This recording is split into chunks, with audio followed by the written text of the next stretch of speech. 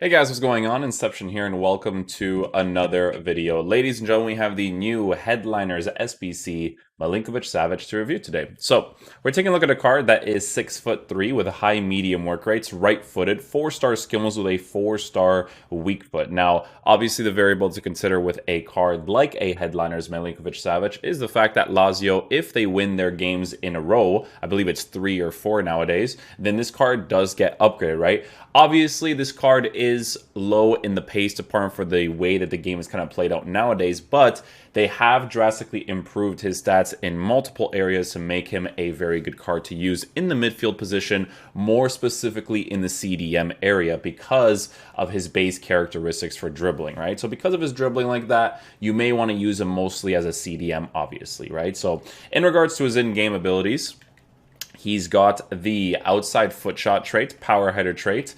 So, you can use him for fun in the center mid position, but it's going to mostly be ideal to use in the CDM area.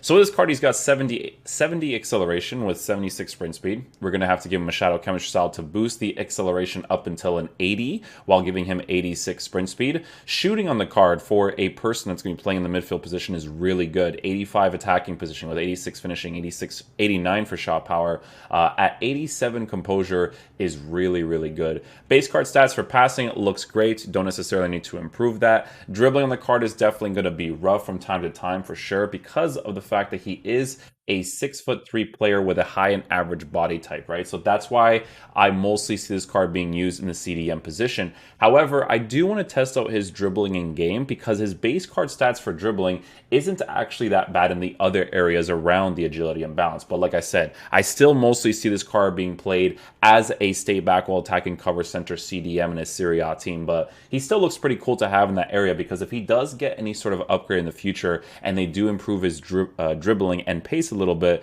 you're looking at a pretty solid card, right? And there's more variables to it because I think you can still get upgraded as well. It's not just like a one-time upgrade with him. But with defensive stats being really good for base card stats, giving him the shadow chemistry style to be as strong defensively as possible is definitely going to be very ideal. So the two biggest problems with this card is obviously going to be pace and dribbling. But again, if you have him on that stay back while attacking cover center instruction, not necessarily going to be a big deal. But obviously, for the sake of the review, we are going to be using him on the balance instruction just to see what he's like roaming the midfield, playing through the CDM position, and offering a defensive presence, right? And then last but not least, with his body type, he's going to have very good physical stats, right? He's got 91 strength with 82 aggression, 88 for stamina, at 88 for jumping. So he's a high medium oriented player that you're mostly going to use as a CDM. I know I keep stressing that, but it's just going to be the most obvious thing for a card like this. So in game, guys, we will be using the 4-2-3-1 as we normally do, or we can use a 3-5-2 because the 3-5-2 is a little more vulnerable in the defensive area.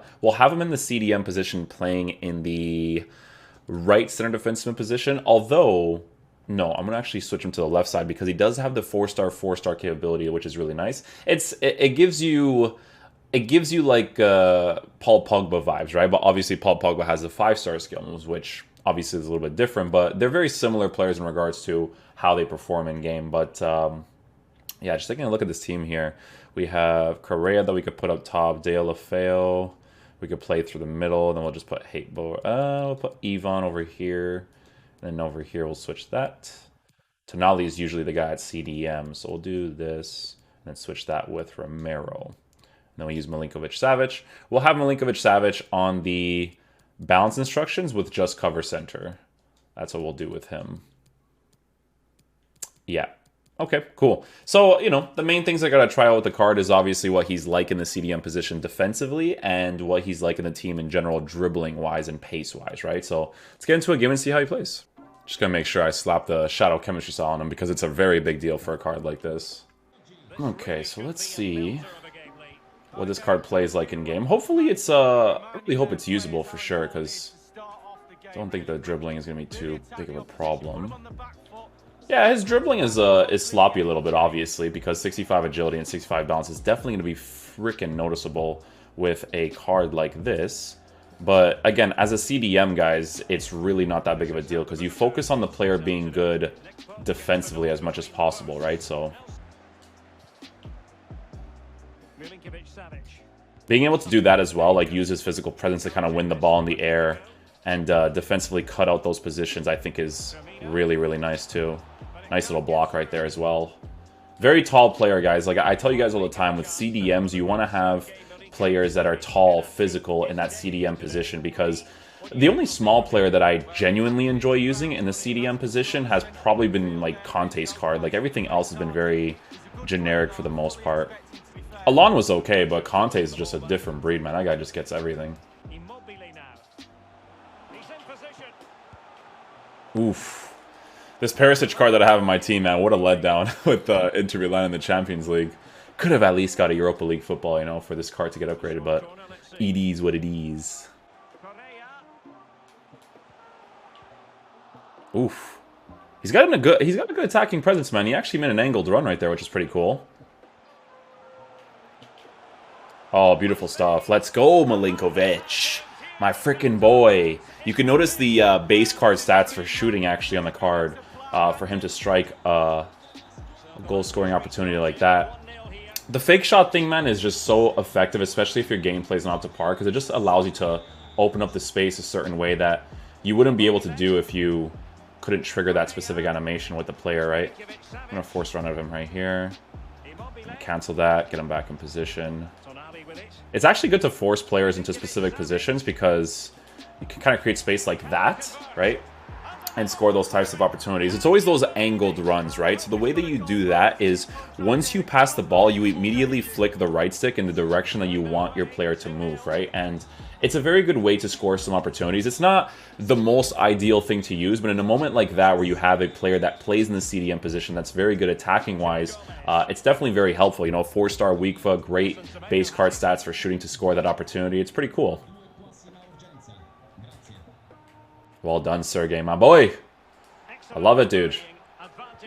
I'm definitely going to enjoy this card. Like, he doesn't necessarily need to have the pace when he's playing that CDM position. Like, he does, obviously, for full meta capabilities, but it's not like a huge nuisance on the card because he is tall, because he is physical. He does have those base stats, right? So, see, again, we force that run there. Boom, another goal of Sergey. So, again, guys, it's a very good way to score opportunities, force the play, especially in a 3-5-2 where you're playing the build-up with the two strikers in the team. Again, it's very obvious that he has a very good attacking presence pushing up. Whenever he does get into the moments, I don't have to take like an extra touch. I can just shoot it immediately and score with him. I like that he does possession-based tackles. That's really good.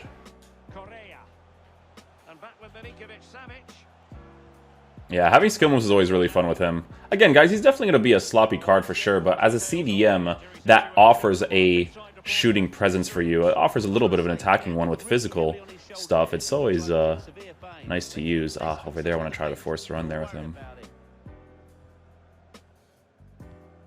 Oh, good weak foot pass. See if we can score a goal here. Oh, guy's going to catch up to me there. Milinkovic-Savic. Here's Milinkovic-Savic. Alexandro. Moving into the advanced position. And he's in. It's still there for him. Oh, beautiful stuff, man. Let's go. We trigger the animation there with the defender. We're pretending we're gonna shoot it. It's a far post from cutting inside. But then again, because of his base card stats for shooting, we get that angle there. Shoot his left foot. Nice little goal.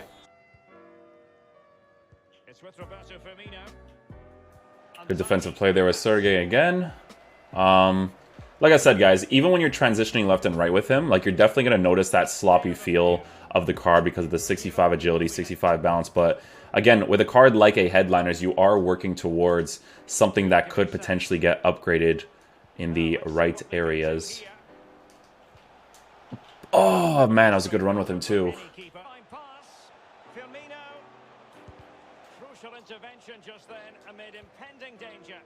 He does stay on the edge of the 18-yard box well in that CDM position. Here's Milinkovic-Savic. It's a good-looking ball in behind. Oh, surely. That was a well-weighted pass with Milinkovic right there to score that opportunity. Nicely done. All right, guys. So final verdict on the Milinkovic-Savic card. So I think for 160K, you are not looking at a card that is that bad in the CDM position because of the fact that he has specific characteristics about him that make him very solid, mostly in that CDM position. Now, again, you can use him as a center mid if you want to. You can obviously see that he has a strong attacking presence because of the fact that he's got the 4-star capability as well as the shooting capabilities. But in the CDM position, being able to utilize his 6'3" height, big body type in game with the shadow chemistry style, basically making his defensive stats very good, I think is very ideal. If this card ever gets upgraded in the future and they give him like a +3 or +3 acceleration, +3 for sprint speed or something like that while boosting the agility and balance, those upgrades are definitely going to be really nice to have in that CDM position. This is a card I mostly see people being used, or see this card being used in a stay back while attacking cover center instruction for sure, because with his high medium work rates, it doesn't mean that he's never going to attack. Like, he will from time to time, but I just feel like on stay back while attacking cover center, your CDMs utilize empty space a little bit better when it comes to attacking. Again, if there's certain situations in game where you need to take off that instruction, at least you'll have that attacking presence with someone like Milinkovic-Savic that, you know, when they get into those right areas, they could potentially score some good opportunities for you. So, yeah, if you guys want to unlock the card for the price range, I don't think the price range is really that bad for what he offers in game. I am curious to see the difference between this card and the 87 version, which is 1s and 2s, and the Milinkovic-Savic Inform card is probably going to be low, right? Not really a meta card for 79K, right? But again, there is the variable with the Headliners cards as an SBC right now, where if he gets upgraded, he's a pretty cool card to have in the CDM position if you're making a Serie A team. It's definitely a card that I don't mind having in my team in particular, because right now it's just like a first owner Serie A team that they're just like chilling in there, right? So I just have like these guys just hanging out. So I think it's pretty cool to have them in the mix for this team, because the CDMs in the Serie A, there's like a few good ones, right? I do think that Sandro Tonali definitely offers a better defensive presence because he is medium high work rate. I feel like that always makes a big difference for the CDMs, but that's not the type of comparison you need to make, right? Because Milinkovic-Savic is more attacking oriented, right? But still can offer a good defensive presence for you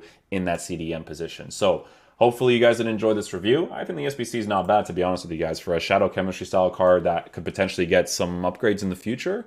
I mean, he does already have 2 informs this year, guys, so you know what I mean? Hopefully you guys enjoy this video. I'll catch you guys for the next one. Peace out, dudes. Love you guys.